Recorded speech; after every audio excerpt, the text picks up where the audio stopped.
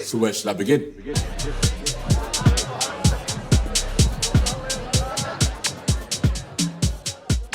First time I thought of joining a running club is when a friend of mine, Charlie Dart, he phoned me up one day and said, I'm getting into running, you should come along and join.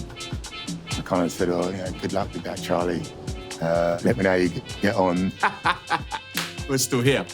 I thought it was only going to last for 6 weeks. 17 years later, we're still going. Oh, gosh. I have been running. I mean, I may not look like it, but I've been running for decades. Yeah, my running journey actually started 4 years ago. Like a lot of people in lockdown, I just started running. I first went running with Charlie 10 years after he'd set up his running club. I'll be real, the first run, I hated it. You know, I was gassed out. I couldn't even run that far. The first time I went for a run and it was like, run a minute, walk a minute. And I was like, run a minute? Like, that's nothing. Literally 10 seconds into the run, I thought I was going to die. Well, I don't know, there was just like a feeling that I got from running that day that made me want to get out again. The idea of running in a community was a bit alien to me. When I came to running as a 31-year-old woman in 2009, there wasn't a community. You know, people be quite dismissive and say, well, there's lots of black and brown people who run in the Olympics, like, you know, Denise Lewis, look at Usain Bolt, look at Mo Farah, whatever. On the grassroots level, there wasn't that community support. I started by going to training sessions at tracks and to running clubs. And I just immediately felt out of place. Working within, you know, a running space, you know, you can say you can't be what you can't see. And, you know, in these traditional spaces, you know, we're not seeing a massive representation of people of colour being involved in running. I wanted to talk about the work I was doing in the studio and the music I was making and the art I was seeing and the fashion I was into and the sneakers and everyone I seemed to be encountering was just solely concerned about performance. I feel like with two-step and the approach that, you know, we try and do things, we're trying to reach these people in the streets. We can relate because, you know, we come from there, you know, we talk a certain way, we think a different way. It was for a while when I was growing up. It was almost a closed club. It had to be serious. Running was a serious sport. It was when I joined the group that I realised that there could be a shared passion and a shared interest for a sport, but still I didn't see anyone that was the same colour as me. I didn't see anyone that had the same curves that I had. I wasn't live. Trying to understand the value of getting people involved in a culture rather than just a product. Educating them to actually understand what the barriers actually are. It's about listening to that community, listening to the people within it, because power to the people within it. And they're the people that are on the streets and running out here and benefiting physically and mentally from being involved in physical exercise. For me, community is not just 200 people in the same t-shirt running around once a week. It's much bigger than that. In fact, anything, community is what happens when the community is not running. We've still got a long way to go. More diversity is needed, not only in shape, gender, sexuality, but also in class. Because you've got a situation now where running's become so popular and there's so much money to be made that actually the people who need it most are being excluded again. They can't afford the races, can't get into the races, they can't dip their toe in. And I'm all for kind of like the community races and events, but actually let's give people a bite of the big cherry. My first ultramarathon was an ultramarathon in the Sahara Desert. I looked around the start line and again, I just didn't see people of colour represented. I didn't see black people represented. I questioned why. That led to kind of 6 months of me not believing that I should run and also reaching out to find out whether there was any kind of community that was aimed at creating safe spaces for black people, for people of colour, for people that were minoritised within the outdoors. And there wasn't anything. As people of colour, we've been, in my opinion, we've been denied access to rural spaces. when we've come to the UK, we've been put into cities. 97% of people of colour live in cities.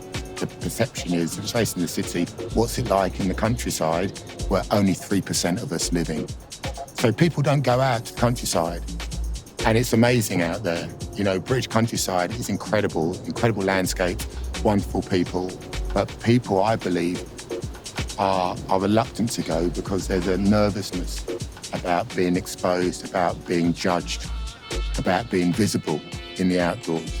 I knew at that time, that was early 2020, I knew that either I continued to be alone and potentially give up running, or I needed to create something. And it was in that thought and that idea that I had the idea for Black Trail Runners.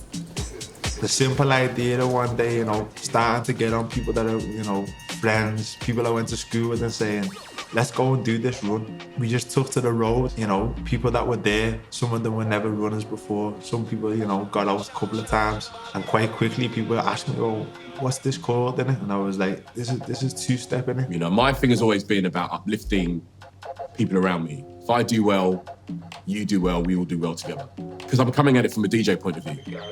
And as a DJ, you kind of your whole ethos is about bringing people together who leave the evening as friends. They arrive as strangers, they leave as friends. My whole background as well, before doing exercise, like, I just love being on the dance floor. So, you know, when I'm with the people, we used to always be saying, yo, we're two-stepping. So I wanted to translate that into a physical movement space. And that was through running. And the connection is the music that brings them all together. So we just recreate that approach in running.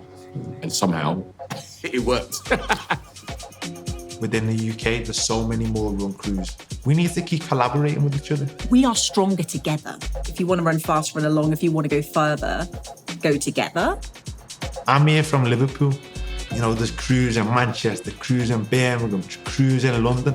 We all need to be linking up. So when you see people who look like you, think like you, doing the thing that you want to do, opening the gate and paving the way, then that's kind of, it's inspiring. This isn't just a London-centric thing that will only work in London. This thing can actually work in Bristol, in Liverpool, in Manchester, in Glasgow, in Edinburgh. It can kind of work all around the country. The London 10K is now like a celebration where there's all different crews and communities seeing each other, meeting up, recognising you. And so for the runners who have come into our community and have started running in the last 5 years, they wouldn't recognise where we came from. They wouldn't recognise that kind of race experience or running experience, because now when they go running, people will see them with the ERC t-shirt and say, you know, ERC, and recognise them as part of a collective, which makes them feel welcome and part of a bigger whole. We know that when you consciously and intentionally take on board people that are representative of the communities that you're seeking to grow, change happens. My aim with Run Dem, you know, if someone said to me, if I had to boil down Run Dem to what it really is about, I know for a fact that hidden on an estate somewhere in the UK is a kid who's going to come out and turn marathon running on its head. We have to find them. We can't find them if we're excluding them.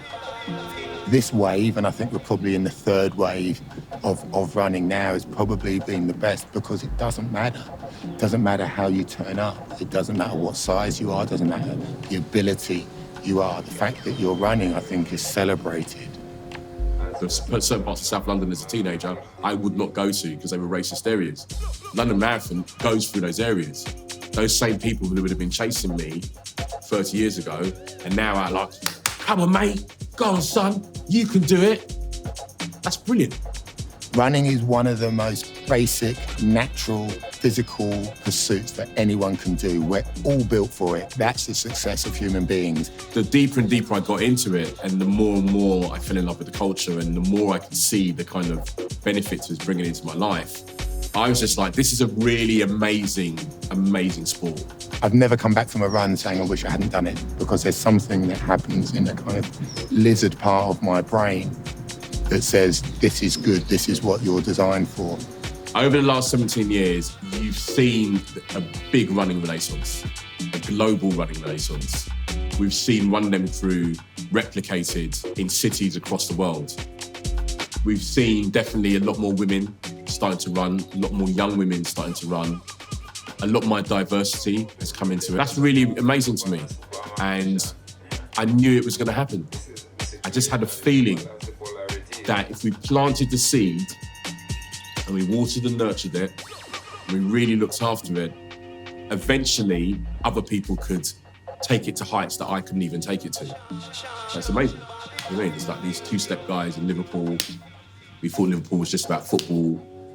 Suddenly man's waking up in the morning looking at Instagram, I'm seeing like, they got a lot of people on their thing. It's really amazing. It's brilliant. It's really, really brilliant. And as I say, this is the third wave. We haven't, the fourth wave is to come, where it's going to be the children of people like myself who are going to continue the torch and carry it on.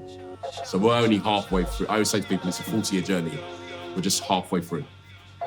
You've got more time to come.